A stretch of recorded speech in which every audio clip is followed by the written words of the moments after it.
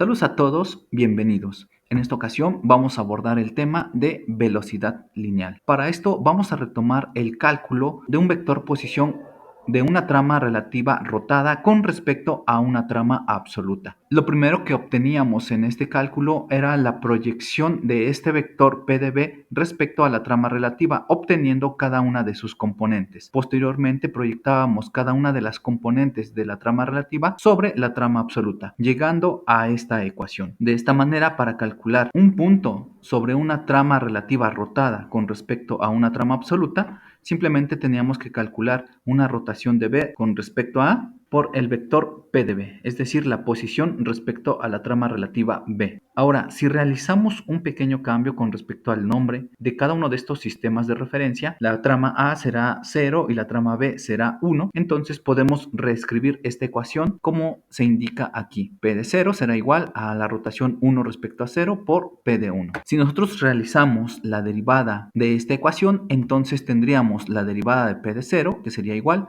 la derivada de un producto, por lo que tendríamos la derivada de la primera con respecto al tiempo por la segunda más la primera por la derivada de la segunda. Podemos observar que cuando nosotros estamos derivando P de 1 con respecto al tiempo, como se trata de un vector que se asocia con respecto a la trama relativa, si ésta se mueve, este vector con respecto a esta trama relativa sería simplemente una posición o un vector que no cambia. Por lo tanto, la derivada de P de 1 con respecto al tiempo sería igual a 0. Y 0 por algo sería 0. Por lo que solamente nos quedaríamos con esta parte de nuestra igualdad. Ahora, si realizamos la derivada de la matriz de rotación 1 respecto a 0, sabemos que esta sería igual a una antisimétrica evaluada en la velocidad angular 1 con respecto a 0 por la rotación 1 respecto a 0, que es la que tenemos aquí. Y esto multiplicado por P respecto a la trama 1. Ahora, podemos observar que estos dos últimos elementos, R10 por P de 1,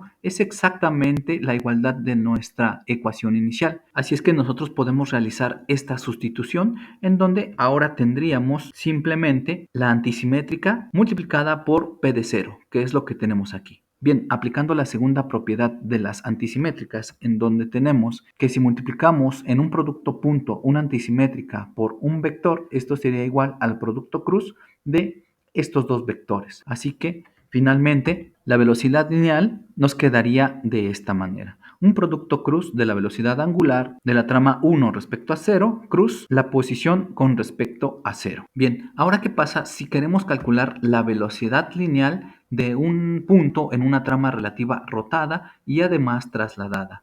Recordemos que este problema lo abordábamos por medio de matrices de transformación homogénea, en donde teníamos una matriz de transformación homogénea multiplicada por un vector de posición respecto a la trama relativa. Observamos la composición de esta matriz homogénea en donde teníamos la matriz de rotación B respecto a A. En esta parte teníamos el vector posición del origen de B con respecto a A y multiplicábamos con el vector P respecto a la trama B. Si nosotros multiplicábamos los elementos de estas matrices, entonces obteníamos la siguiente ecuación. Nuevamente, realizando un cambio con respecto al nombre de cada uno de estos sistemas de referencia, y cambiando la trama A por 0 y B por 1, podemos reescribir esta ecuación de la siguiente manera. P de 0, que sería igual a la rotación 1 respecto a 0 por P de 1 más P del origen de 1 respecto a 0. Nuevamente, si nosotros derivamos esta ecuación, entonces tendríamos la derivada de P con respecto a 0, que sería igual a la derivada de este producto, lo cual sería la derivada de la primera por la segunda más la primera por la derivada de la segunda. Pero como la derivada del vector posición con respecto a esa misma trama es 0,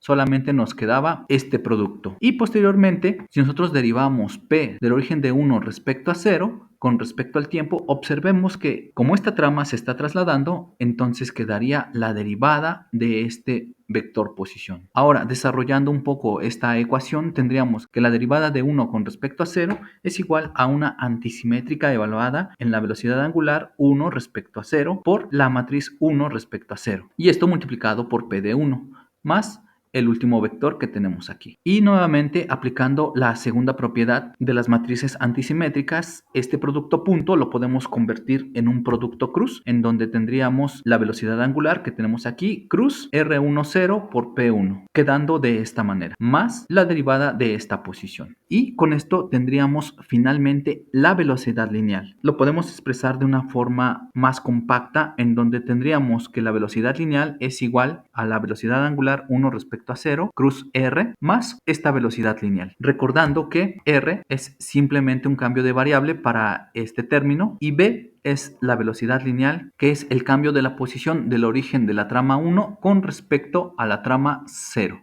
que es este vector de aquí. Y bien, con esto tenemos el cálculo de la velocidad lineal para tramas que van rotando y trasladando al mismo tiempo. ¿Bromeas? Es un papucho.